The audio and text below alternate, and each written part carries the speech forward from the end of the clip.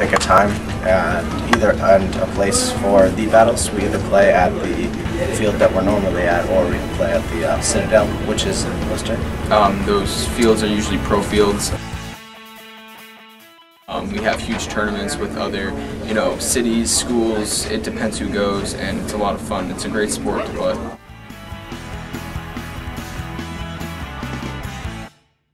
Like, the biggest part of Airsoft is definitely, honesty. The whole game, it's based off of being honest, and without, honest people, the whole game is kind of ruined.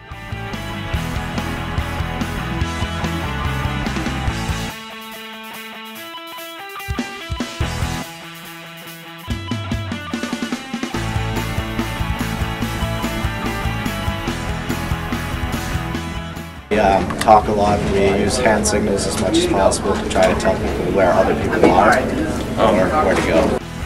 So we kind of took over, advertised the club, made it bigger, made it better. We got more games in, and we're trying to get this as big as possible.